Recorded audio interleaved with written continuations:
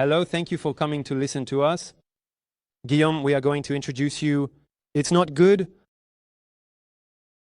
With Guillaume, we will quickly show you how we set up, and we hope it can provide some advice, because I know there are quite a few people here who came looking for advice on setting up. So we will present the farms, explain how and why we started in MSV, give you some examples of technical routes without weeding and without fertilizers, how we go about growing vegetables, economic figures, and what we plan to do in the coming years. So I have been set up for a year and a half with my wife Elsa before we were journalists. Why did we want to become farmers? We were a bit tired of living in the city. We wanted to have children and raise them differently. And then we wanted to turn to a profession that seemed useful to us, very concrete. So we found a plot of land that is 5 hectares in Normandy. So here, and then on one part, we started developing market gardening since April 2018. And on another part, we will probably set up an orchard in the coming years. So that's the farm today with a few greenhouses. We are currently completing our first full season. For outlets, we created a CSA, Community Supported Agriculture. We sell to organic shops and restaurants, and we also sell at the farm every Saturday. And for now, this allows us to sell all our production. And at the farm, we practice living soil farming, so we do not till the soil. We use no chemical inputs, no chemical products, and we do not grow any hybrid varieties, only heirloom varieties.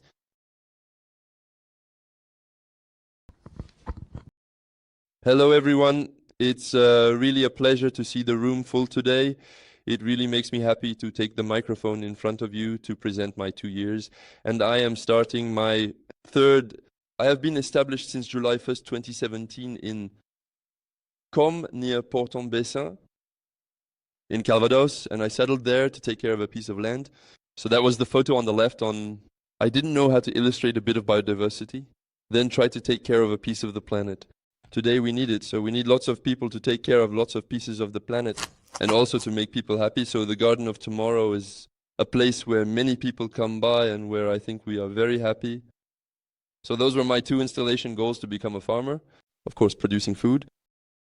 Here you see my garden. There is about 1.5 hectares up to the top of the greenhouses, where I have been practicing market gardening on living soil from the very beginning, which we will talk about later, and where there is 0 soil tillage.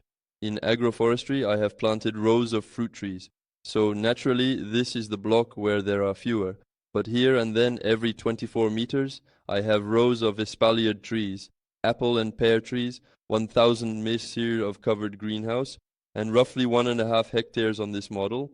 I still have, let's say, it's gradually decreasing because market gardening on living soil works so well that the part in TCS with superficially worked soil, I am reducing it, but I still have roughly 8,000 mètres where I grow leeks, potatoes and carrots, mainly for reasons of ergonomics and production quantity. We can come back to that. I sell directly at the farm every Tuesday evening. It was my first store. It was just my nursery, my workshop and my store. Now we have restored a store in the farmhouse that accommodates in better conditions. On Tuesday evenings we sell for 3.5 hours. At the moment I think we have more than 130 people, so it's quite impressive. I sell on Wednesdays at Unimap, where there are about 20 baskets in Bayeux. And on Fridays I sell my vegetables on a website. It's also open source, somewhat the same network as MSV in terms of sharing and dynamics. To build a new society.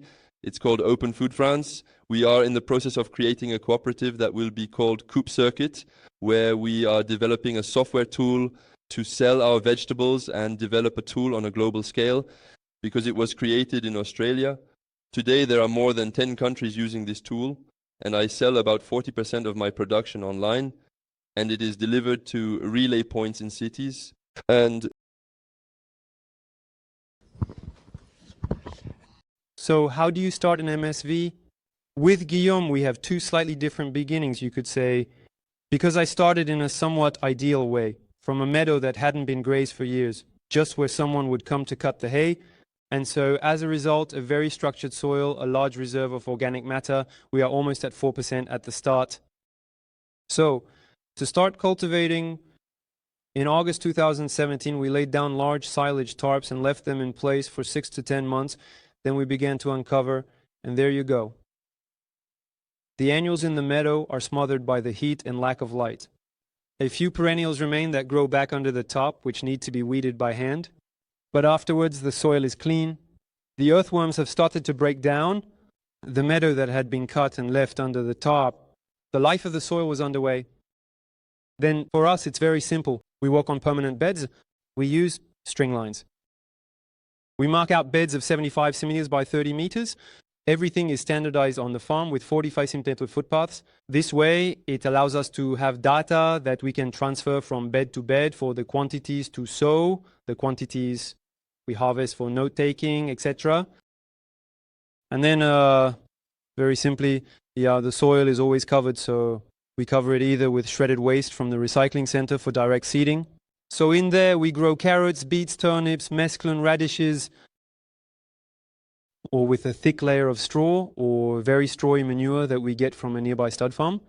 And in that case, we grow our seedlings in a nursery, and then we plant the tomatoes, cabbages, zucchinis directly into the straw.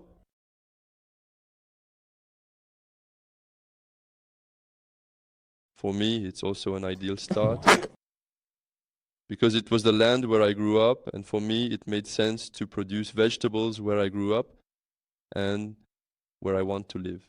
We have a beautiful Normandy, and the landing beaches are a great place. Less ideal because indeed, I start with soil that in 2017 had 2% organic matter, 20% clay on average in my garden, and then plowed under my parents' care, I don't know, for 30 or 40 years. We're not sure when Grandpa plowed and finished uprooting the apple and pear trees on this plot, but it's been a while. So that was in November 2016 when we basically applied on 1.5 hectares after having watched a lot of videos on market gardening, on living soil, and from all these wonderful people in this room who taught me a lot and inspired me to innovate today. And I thank them, those who are here, Francois in particular, Conrad too, even if he's not here. But they are people who taught me the dynamics. I decided to apply 40 tons of coarse mulch row green waste from recycling centers. 40 tons on 1.5 hectares, 40 tons of mulch, and 40 tons of straw manure. Well, straw, not straw, it's traditional manure, so cattle manure. M. We applied that with large spreaders and big tractors and then incorporated it with a cultivator. There were also some wood chips and much more woody materials. That was to show you a bit of the materials. The mulch was quite coarse, and then the manure with the result underneath. Then we sowed a large green manure, because if you add material and leave the soil bare like that, it will eventually compact quickly in the winter, absorb water, and won't activate the same way as if you grow a plant on it. So there, with the fertilizer spreader, we broadcasted fava beans, a little bit of peas, and especially oats. And we grew a cover crop all winter, which I destroyed gradually in the first year to establish. So destroyed with a tarp, destroyed by shredding. But since then, on the lower part, I was able to work the soil again. And I also decided to start by making paths because I visited farms every week for 2-3 months. I made it a point to visit a farm. It wasn't always about market gardening, but I always learned something. Before settling down, I visited farms, and then drew inspiration from things that made sense to me. I encourage all young people who want to settle to do the same. And so I try to welcome people to my place so they can visit my farm as much as possible. And so I've seen quite a few market gardeners who waited 5, 6, 7, 8 years to make a proper access road. And they worked in the mud, and eventually they stopped before even making the road. So I decided to make the road from the start, just to be sure to have it. So it's a bit of an investment, but I'm lucky to have my parents who are farmers nearby, who lent the trailers, who lent their time, and who supported me in this. But to tell you that we made an access road that allows us, and I started from scratch. So it was necessary to design a system from nothing. So a path and then planting trees. That was in February 2017 when we already started by planting 200 trees. So I'm the one who continues We wanted to talk to you about zero weeding and zero fertilizer. Even if it's a goal, it's a utopia, but it's still in the living soil market gardening models that we try to aim for. And honestly, we don't weed much. And when in market gardening, you remove soil work and weeding, you have a lot of time to sow, plant, harvest, and produce vegetables, produce food. So it's really a key element of the living soil market gardening model. And I also think it's a major factor in the success of our farms today. So when we say zero weeding, it actually means mulching. And since my personal goal was to try to save a part of the planet and consequently use less oil, not to use plastic or to use less and less plastic, I don't have crops on tarps, plastic, disposable, or even biodegradable, because in reality, in the end, it's the same amount of oil that remains in your soil. There is a little bit of cultivation on woven fabric, to be honest with you. Strawberries, if you don't put them on woven fabric, it's still complicated to make a profitable model. But this photo was also for the wood chips. The raspberry bushes are on thuja wood chips. People always panic about thuja wood chips, but I have a very basic soil. I have a pH of over 7, and the raspberry bushes on thuja wood chips are doing very well. So again, it's interesting, and as Francois said, understanding the dynamics is important, and then you might not measure everything to the millimeter, but you know what goal you're aiming for. We'll talk about straw again later. There are potatoes on straw and tomatoes on straw, and then compost for direct sowing, and we'll look at some technical routes with Thibault now. So I will present two technical routes to complement what Guillaume just said. So the way we do potatoes, always using this top to break the grassland, and then we uncover. It's very simple. We place the potatoes, at least the way we do it, we place the potatoes on the ground. You can see them here. Then we put a handful of mulch on top of each potato, and then we put 50 to 60 centimeters of straw. Some people use less. We use a lot for several reasons. First, because we're coming from a grassland, and underneath it's still very much alive. There are still root remnants of dock, for example, brambles, etc., that could easily start growing again. So it really blocks out well. And then once we've harvested the potatoes, a neighbor comes to give us a hand with a shredder. Then we can immediately start a second crop with just one working of the straw beds. Here on this plot, we are in the process of harvesting them. Right now, there is absolutely zero weeding. There is a bramble bush that has regrown and made 3 new shoots. Otherwise, that's it. And we have a yield of 4 to 5 kilos per square meter, which is quite good. A second different technique, well, a second vegetable that we do differently. So here are 2 examples. Here you have a sowing of lamb's lettuce. And what's really interesting is that there's no need to leave space for the tractor to pass, for the wheels to pass. So we put rows every 50 maybe, and in reality it ends up at 40 here. 40, 50 tons per hectare. These are conventional yields because we optimize the surface. Maybe per cultivated square meter. We are weaker per plant, but per cultivated square meter we manage to achieve huge yields because we remove the tractor and the passage, for example. And I think that's a major challenge for us in small-scale farms. It's really about having super productive square meters, even if it means having fewer square meters than others who use tractors and all that, but making sure each square meter is profitable, taking care of it, being able to walk by every day to check that everything is going well and all that's essential in our models. And so here you have examples of direct seeding. So on the left you have lamb's lettuce that was done with a seeder, and on the right carrots. So this is the first year. We sow the carrots with a small seeder in 3 to 4 centimeters of mulch. There, for the 2 beds, there's a single 5-minute weeding session for the entire carrot crop, just to go through when the carrots are at the 2 to 3 leaf stage to remove the few weed seeds that have germinated. And that's absolutely all we do. And it's very funny because when we explain this way of cultivating to people who have had a vegetable garden for a long time, to local farmers or other market gardeners, they tell us it's absolutely impossible to grow carrots. Everyone is very afraid of losing carrots, and yet there's no problem. There is no problem growing carrots or anything else in there. And what's completely incredible is that starting from a meadow, the soil seems compacted. You couldn't really dig it by hand. And after a crop of carrots, you can put your hand in up to the wrist. It had the effect of I don't know, I'm not familiar with tools, but it would have been like a soil loosener or something that would churn the soil.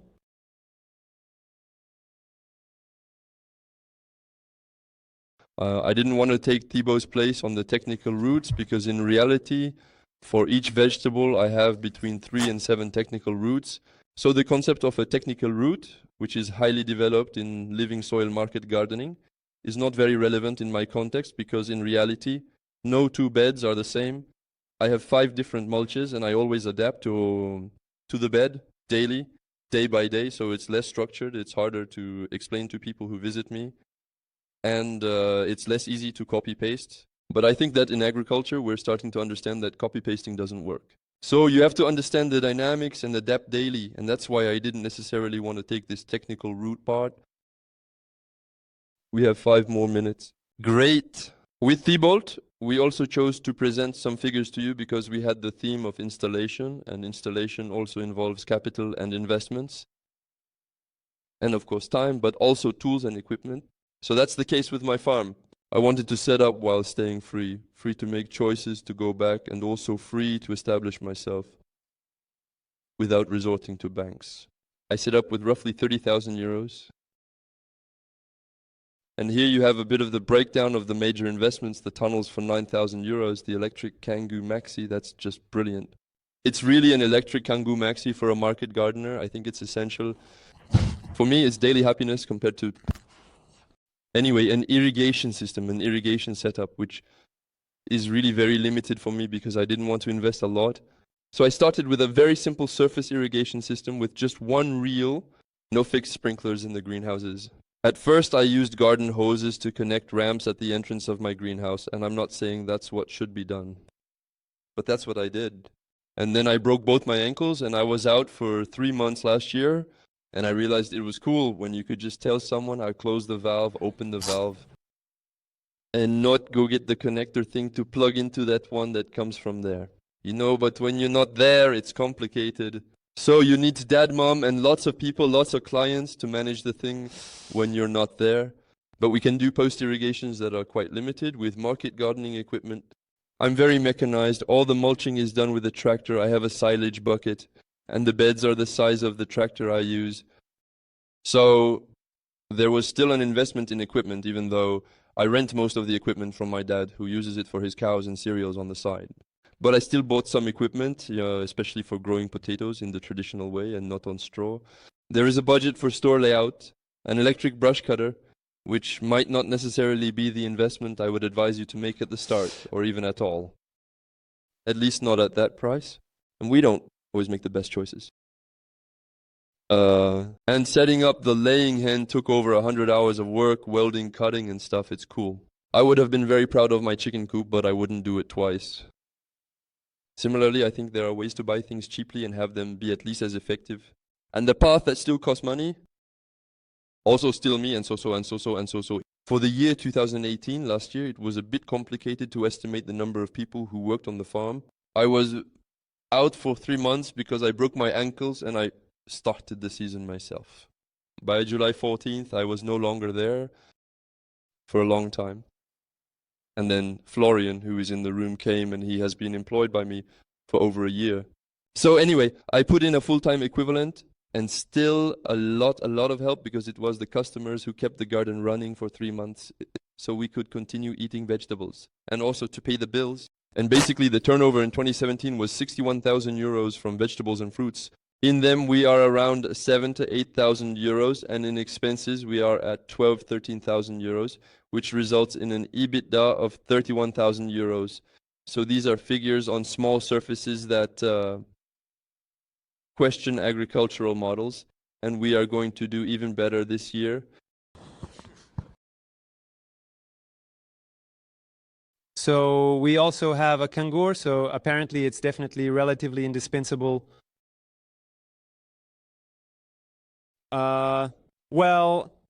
We have roughly the same choices, with the difference that indeed we now have irrigation that we've buried everywhere. It took us a good month this year, but we had calculated with Elsa. We started watering with a hose a bit like you did. It took us 16 hours a week from the moment the greenhouses were planted with tomatoes and everything. It's a costly investment, but one that will become profitable very quickly. And then we have a well that fills 2 large ponds, which allows us to be independent in terms of water.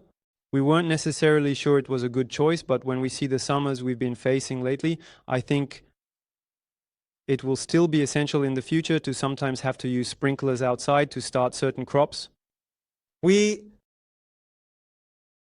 did a crowdfunding, so I didn't include it in the total installation cost because it didn't cost us any money, but to create the agricultural building. So eventually, to get an idea, we could add it, and then we could also add the fact that for now, we are not mechanized. So for a year and a half, we've been doing everything by hand with a wheelbarrow and the Kangoo trailer, and also with a few interns. And there we need to thank them. And there, I think the investment this year will be to buy a tractor with probably a tool that we will modify to be able to spread compost on the beds, because we do a lot of direct seeding and it works very well like that. But it's quite time consuming and exhausting to make entire lines of compost. And then with a bucket to move the manure, straw and mulch. For us, in terms of numbers, the first year we started in April, so we began selling from September to December. It's a somewhat skewed revenue because we grew a lot of things to be ready for that period. Then this year we are forecasting 48,000 euro, which is good because it means that the two of us will be able to each earn a salary in the second year. So that's interesting. And when you look at the figures provided at the time of installation, especially by the Chambers of Agriculture and all on more conventional models, it's rarely the case. And we are quite optimistic because we think we have a good margin for growth already, because we are expanding the covered areas for next year. We have set up a new tunnel that will now be operational. And then we calculated with Elsa, we spent a little over 8 weeks setting up greenhouses, doing irrigation. We did have help from interns, by the way. But all this means we will have even more time to dedicate to market gardening next year, and surely an even better potential. The projects at the Garden of Tomorrow are to share this magical living space with the children. All the microphones I'm speaking. The projects at the Garden of Tomorrow are to share this magical living space with the children. We are doing the Venn diagram, we will do venture. The goal, if we want to change society and then change the way and evolve and question the world of tomorrow regarding our agricultural models and just our ways of doing things, our lifestyles as well, well, I think we need to talk to the children, and I love talking to children, so it works out well. Now, every Wednesday morning, there's a group of 12 to 13 children who come to do activities in the garden. They have their own vegetable garden. They learn to grow vegetables. They work on projects to try to save their own little piece of the planet and plant trees and so on. We do lots of really exciting things to reconnect young people with nature and their food. I spend more and more time trying to set up training sessions, like many colleagues around me here, taking the time to explain what we do, going to schools to inspire young people. So that's the picture at the bottom right, talking to people and trying to inspire them, because we need many of us doing this if we really want to make a difference. And then planting trees again, because I love planting trees. It's cool, it stores carbon, it produces fruit, and it makes me happy. So we're going to plant things that are much more ambitious than what we have today. Today I've reached 450 trees on the farm, and I think we'll replant at least as many this winter with, well, trees that produce fruit. I aim to create not just experimental models, but models that produce food and pay people. So there you go. I hope to come back and talk to you about it in a few years, and that it will be a success. For us, it's pretty much the same. I think that when we embark on this kind of project, we want to succeed in making a living from it, but above all, to show that it's possible, to motivate as many people as possible to take the leap, because I think there are people who get a bit stressed, thinking, okay, I'm changing careers, I'm starting something I don't know much about. Will I be able to make a living from it? Will it be okay? And Guillaume, we both share this vision. We are committed to showing that it's profitable so that as many people as possible can start, because that is truly the challenge of the future. And then if I can end with a piece of advice, Guillaume already mentioned it a bit earlier, if there are project leaders in the room, the key is really to visit as many farms as possible, even conventional ones, etc. There are always things to learn everywhere, and the way you develop your farm will be a mix of everything you've seen, and that's what will give you ideas to innovate, etc. So really visit as many farms as possible. We will conclude with Gandhi. Be the change you want to see in the world. An example is not the best way to convince, it's the only one. Thank you all.